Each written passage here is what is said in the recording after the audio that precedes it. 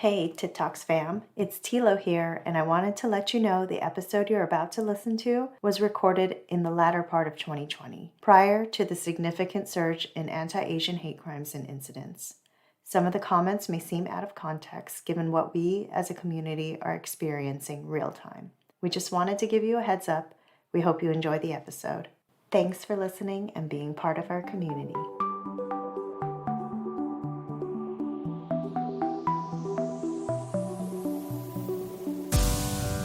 Welcome back to another episode of How She Built This, a spin-off series brought to you by the TITT Talks podcast. How She Built This is meant to discuss and highlight the journey of building a business as a woman, the ups and the downs. For our listeners tuning in for the first time, the format of the show is a little different. It's shorter and it's one-on-one. So sorry to tell you, you only get one tit today. And this is Tilo, your host. Our mission at TITT Talks has always been to connect with other women through the lens of our own experiences, so we thought that this series would be a perfect fit. We at TITT Talks have jumped on this journey of building our own business and have found community a pivotal pillar to success. We can all collectively be inspired, learn, and grow from these conversations we're bringing to you. So with that said, I am so excited to introduce our guest today, Mayly Tao, the Donut Princess, a powerhouse of a woman. Mayly is the owner of DK Donuts in Santa Monica, but she is so much more than that. And I'm going to let her dive into everything that she's all about. But I first just wanted to say thank you, Mayly, for coming on and sharing your story. We've really only known each other for a really short time, but I honestly feel so drawn to your energy, which is so full of love, compassion, and humility. So with that said, please tell us about yourself, your beginnings and your journey, and what brought you to where you are today. Oh my gosh, Tiff, that was like the best introduction I've ever had. Thank you so much for the kind words. It means so much to me. Well, I feel it for real. Yeah, I am so happy to be here. For those of you who don't know me, my name is Mayly Tao. I am a first generation Asian American born here in Los Angeles, California. My parents, they were Cambodian refugees who survived the Khmer Rouge. For those of you who don't know what that is, it's a huge genocide that happened in Cambodia. And unfortunately, she was a child of war. So luckily my parents survived. They were able to come here to America and, start their new life with the American dream, which included donuts. And my great uncle Ted, he actually opened up hundreds of donut shops and set up this whole system so that they could, have a slice at the American dream. And he ended up even sponsoring a bunch of refugees to come over here. So that's, I guess, before I was born. And then, being born to being a daughter of immigrants, you spend a lot of time at your, whatever business it is. So in my family, it was either donuts or my mom's Chinese food place. And then she also ended up owning 99 cents place. But yeah, I mean, the earliest memories is my regulars at DK's who have really seen me grow up were like, I remember when I was in, you were in your mom's womb. And I was like, oh, great. Thanks, sir. I started to help my parents at the age of 6. I used to stand on a milk crate and then get up on top and then, help customers that way, give change, work the register, help around, fold boxes. And I remember always giving my dad these ideas like, hey, Dad, we should have a sign for this. And riding on the back of the orange Costco cart while my dad lugged all the supplies to bring back to the store. My parents worked really hard. I think that's such a parallel in a lot of the immigrant success stories is that my parents worked pretty much from the moment they woke up to the time they went to sleep. So at one point, my dad, he was baking at 2 a.m. and he would come home by 2 p.m., take his little nap. My mom, she would work at the Chinese food place from 6 a.m. all the way until 10 o'clock at night. And, for me, it was just spending a lot of time at the shop. And the most important thing that I think our parents always wanted to give us was a good education. So I went to private Catholic high school, even though it wasn't even Catholic, I was Buddhist.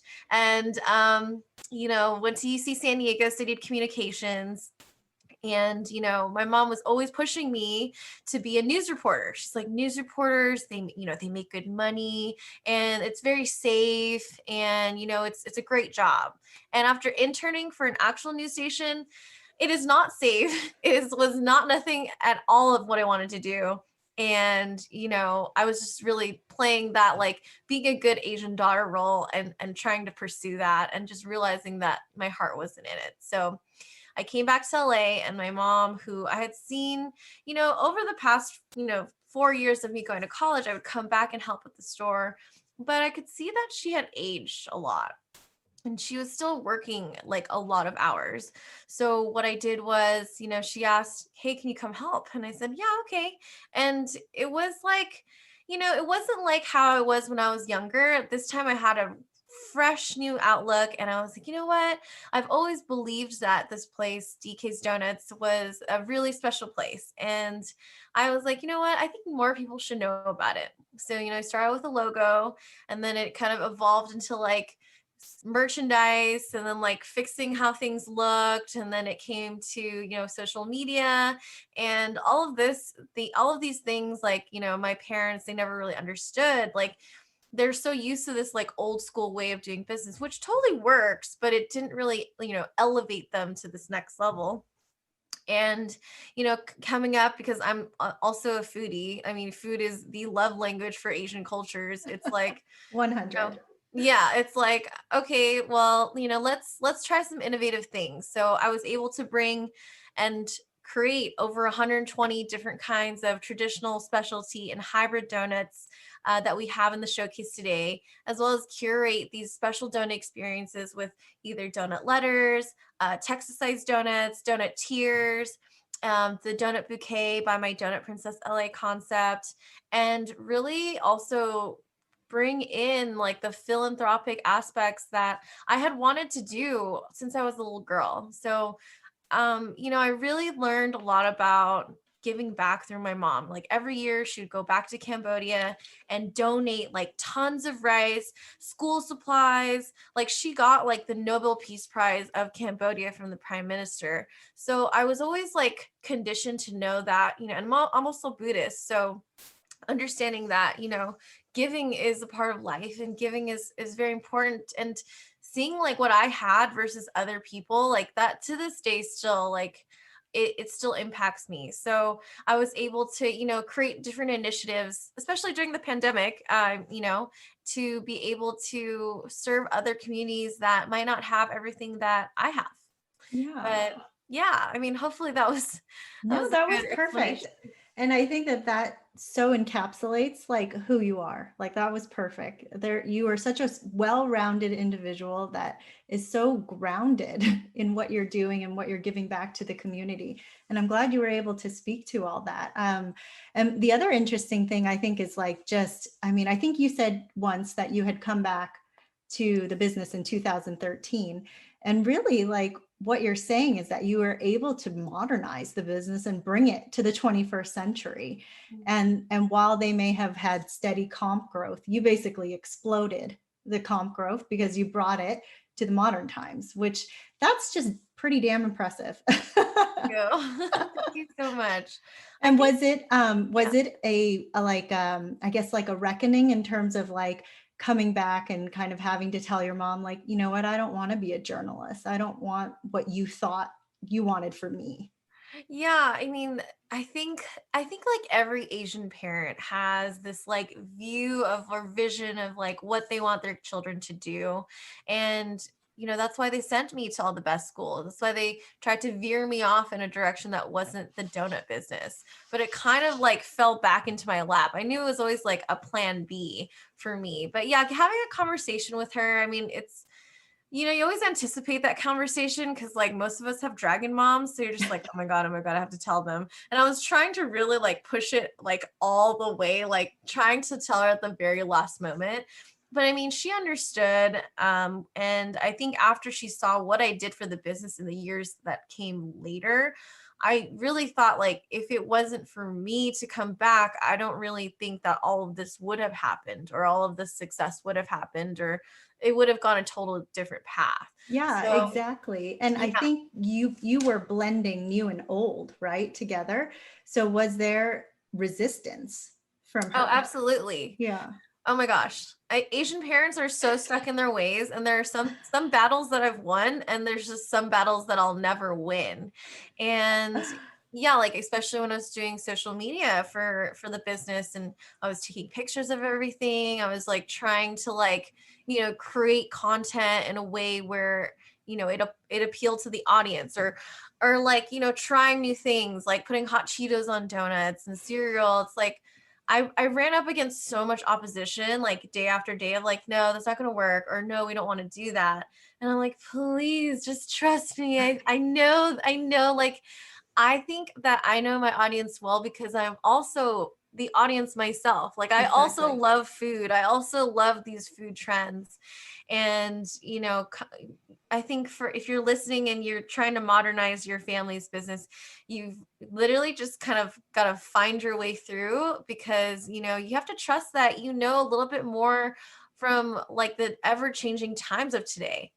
And I really think that because we were, because I had kind of modernized the business years before, I think that's also one of the reasons why we were able to stay open and be okay during the pandemic, because now you have businesses that all of a sudden want to modernize and don't know how, or it's too late. Like they don't know Yeah. that, DKs is for delivery 24 hours of the day. So I feel that, change is necessary. And, if you come in with like a very strong kind of attitude, you might get through, but you kind of have to figure out how to talk to the higher ups before you start doing any of that.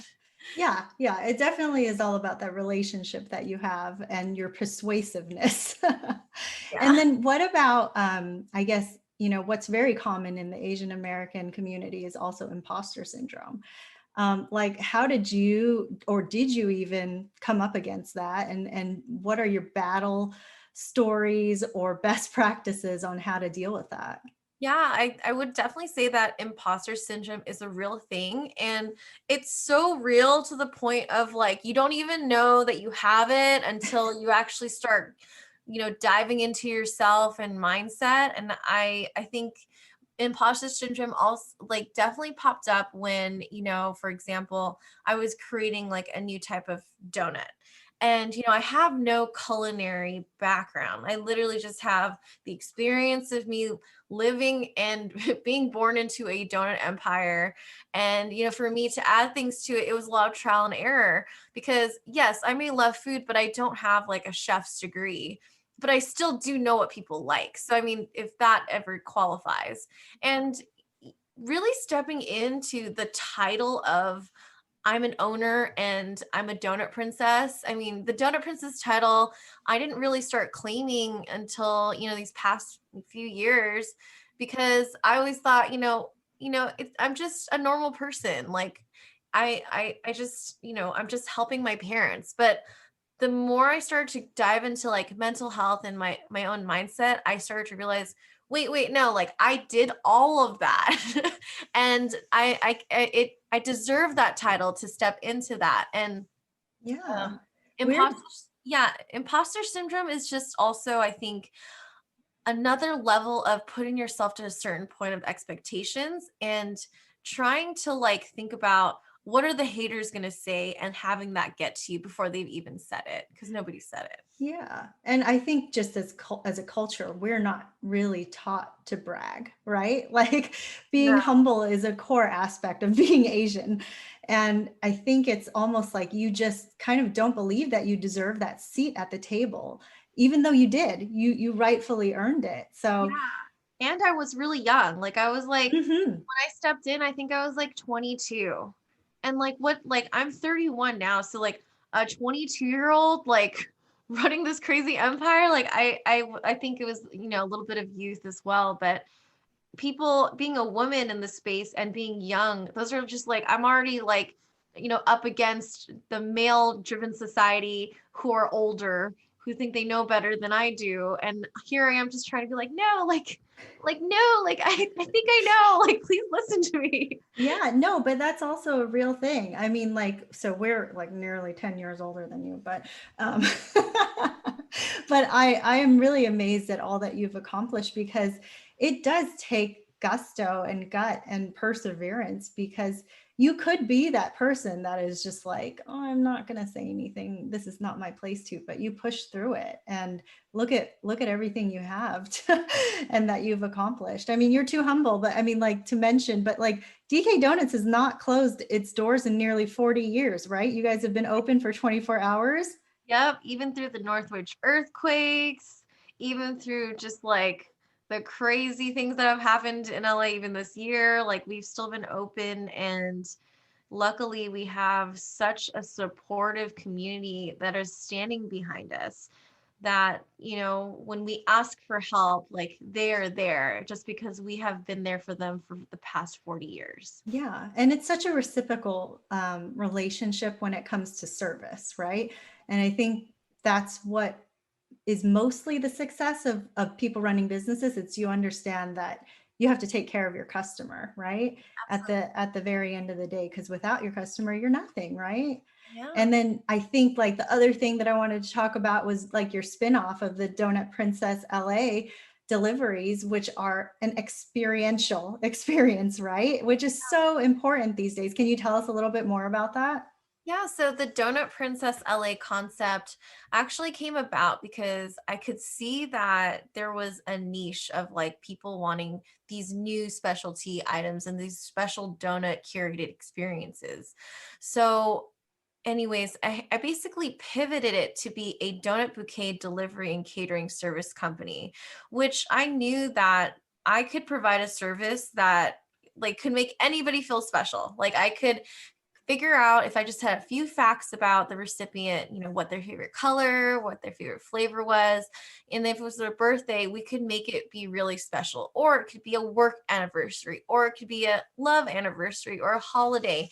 But I really saw that we have couples who live on, some live in New York, some in LA, they're doing long distance. They want to send something special. Or a mom who lives on the East Coast and their son's living in LA and they just want to show them their love through donuts. And luckily, donuts are shareable, and they're also shareable via social media. I mean, people like just want to like boast about the things that they have and the people who are around them. So the Donut Princess concept, I thought, was going to work because, we want things kind of done. We want this experience, but we don't know how to get there. But I definitely like kind of bridged the two of like, I know you want this experience, and this is how we're going to get there. And I'm going to take you on this thing. And I would say that it's definitely been successful. I've gone to connect with celebrities or even like moms or dads or grandparents or whatever, and been able to give them these awesome experiences that they're shocked. Some people have cried, and Oh, people will always remember this concept. Even though it's just donuts, there's so much more love behind that. yeah, yeah, that is amazing. And I can't wait to give my first donut bouquet. It's coming soon to a person near me. And then maybe tell us a little bit more about like any particular ups and downs. You did mention, early on with your age, feeling like, how did you push through that? Like, was it just an innate sense of like, no, I know this is right? Like, how did you push through those uncomfortable situations? I mean, there are a lot of time, like, I feel that for a lot of the time that I was like just making moves, I was very quiet about like how I was feeling inside. I kind of just like pushed my feel, like kind of like push my feelings on the inside, which is very common because, harmony and like don't cause a scene. Yeah. So I really just acted with kindness. I just was so respectful. And that's something that, I learned from when I was a child with my grandma, like she is someone who has taught me hospitality and kindness and just consistency. And I really, really got that from her. But I mean, there are plenty of like trials and errors that happen. I mean, that's just business. Like, and it happens still on a day to day. You have an unhappy customer, you have employees not showing up, you have like, there's like, oh my God, there's just so many things like over the past 8 years that I've had to deal with. And it just goes from a situational basis and, just takes a lot of time and patience with yourself and with the customer. I think what really helps me is like putting myself in the position of the person who's having the issue and really trying to solve that issue with as much grace and respect as I can. Yeah. But yeah, there's been so many things like receiving a cease and desist from Dominique Kinsell. That was like a big one. Like Yes. we Can we started, say that word or not? you can say it. I'm not gonna say it. It's so funny because I have to tell the listeners, like when we connected, I realized like, oh my God, I had been to DK Donuts way back in 2013 when you had just, revamped everything. And I was there to eat a cronut. And Yeah. that helped pop off your guys' revamp success, right? Yes, I would say that that was the donut that really put us on the map because there was so much hype around this special croissant and donut hybrid in like 2013. And, I wanted to be the first one in LA to give it to the LA foodies around here. So my mom and I, we came up with our own recipe. Even like having her consider to add something like that was like pulling teeth, but we ended up making it work. And she was actually like the brains behind making the half croissant, half donut. I gave her the idea, she ran with it, and we figured it out. And receiving that cease and desist letter, it's like, well, what do we do now? Like, I was like, well, I mean, if this is true, then I think we just have to change the name because we never stole anybody's recipe. We Yes. made this by ourselves, and this is the type of pastry. And yeah, I mean, that was such an interesting time of just trying to figure out like, okay, well, we didn't take anything from anybody. We made this ourselves. Yeah. I mean, I think from what I'm hearing from you, there's definitely obviously a level of intelligence that's required to run your business, but there's also that soft skill side, the EQ side that is so important that sometimes is a little bit missing when you get into these cutthroat environments. And I think it is just important to always have that as a core value, just be a human person, be compassionate, do the right thing, right? Yeah. Anything else? Like I think from your background, I would say you also are very much, and I'm not sure if this is more recent than it has been in your past years, but you're very much about being a representative for the AAPI community. You're very much in touch with your culture. Most recently, like on your Instagram stories, you're teaching a Qiujiao word of the day or phrase of the day. Like, has that being part of the AAPI community played a part in like what you're doing as well? So I think that it was only, I think within the past 5 years that I thought being Asian was cool because Yeah, same.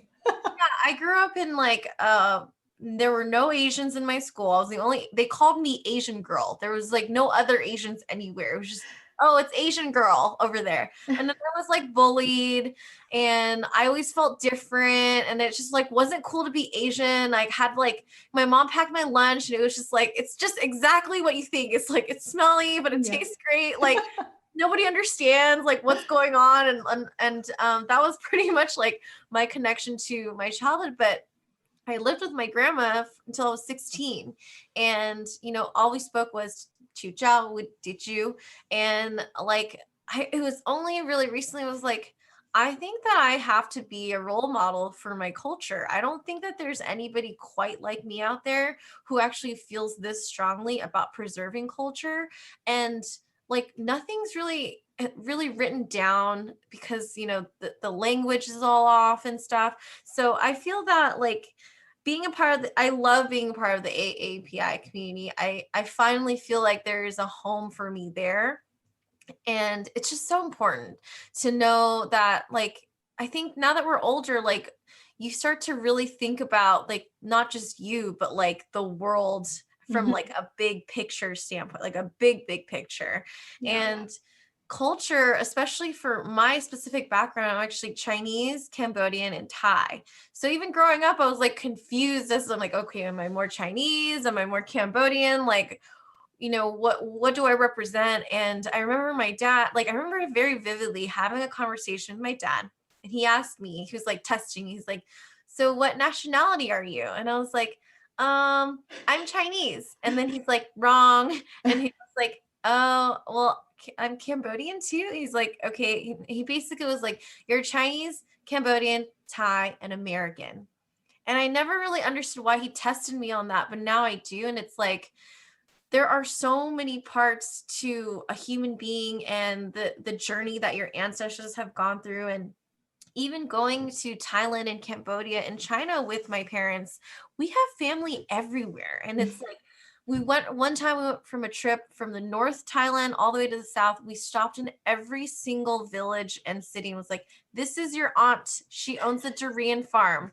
This is your uncle. He owns this restaurant. This is your other uncle. He owns this like convenience store. So I think what they wanted to do was to really show me that, we have an extensive family and not to limit myself to one culture.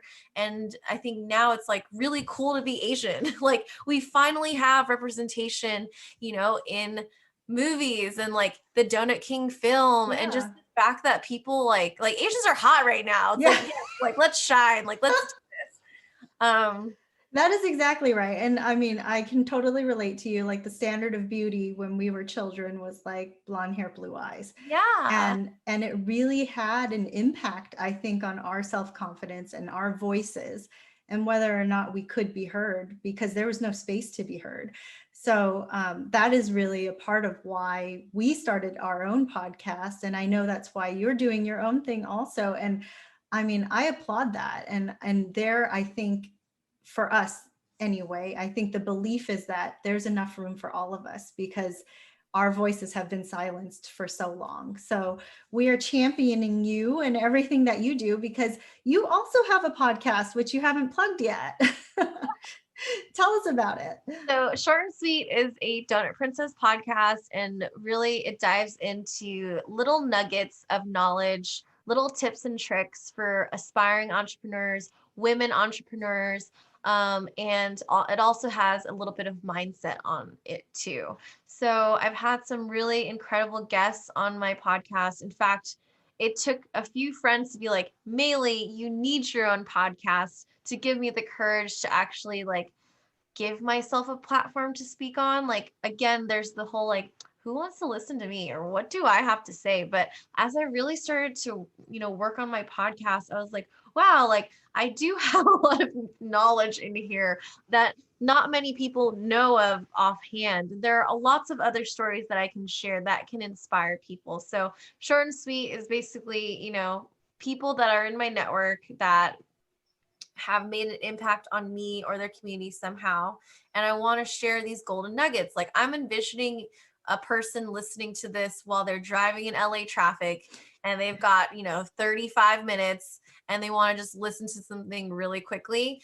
That's like my goal. Like give you some things to think about. You can run with them, take it, it'll add to your success or add to your plate. And I want people to learn things. I want them to take it, and like that can be my legacy. Like you're learning that, okay, take it.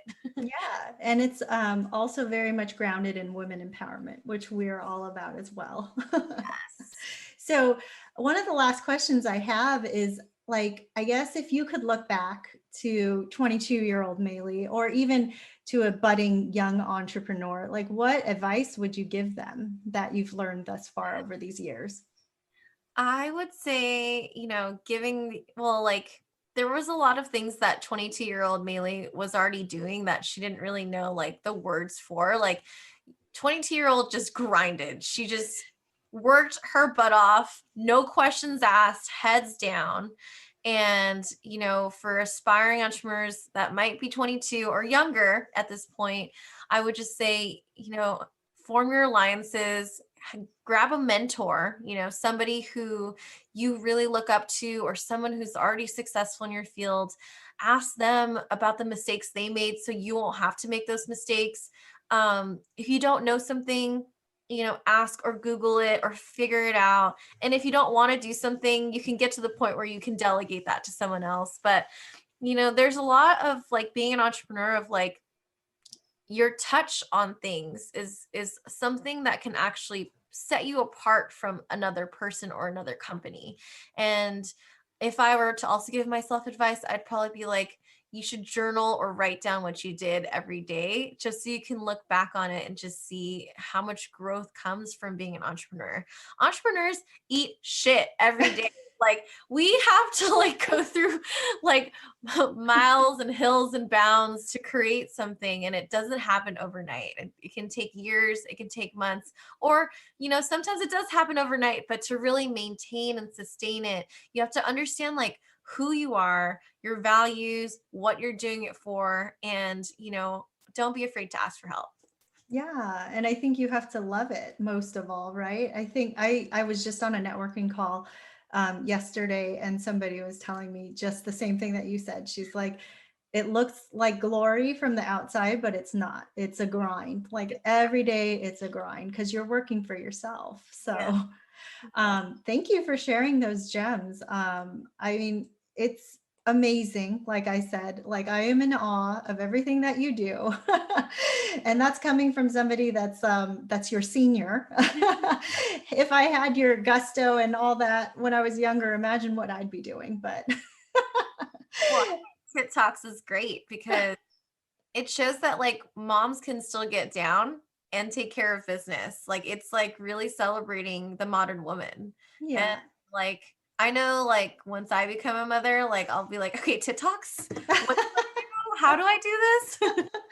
That means a lot. Thank you so much. That is what we're aiming to do. So I just wanted to say, thank you so much for sharing your story with us. We're so grateful that you've been a guest. And for everybody who's in the LA area or not, because DK Donuts ships, check them out. They're in Santa Monica. And please subscribe to Mayly's own podcast, Short and Sweet, a Donut Princess podcast, for all those small business tips and to hear more about empowering women. It was a pleasure chatting with you, and we have to meet up again in the near future for a donut drop. My kids love them. So cute. Thank you. We have to do like custom numbers for their birthday, and maybe like a themed like Texas donut. They would love it. They would love it. And for our listeners, please don't forget to subscribe and rate our show on Apple Podcasts. At TITT Talks, we aim to reflect and empower women on subjects that matter most to us. Community is so important to us, so please be a part of our family and get a sense of how we and other women conquer this world by following us on Instagram at TITT_Talks. We also just hopped on the TikTok train, so you can find us there at TITT_Talks_podcast. Talk to you soon, fam. Bye, Mayly. Thank you so much. Thank you.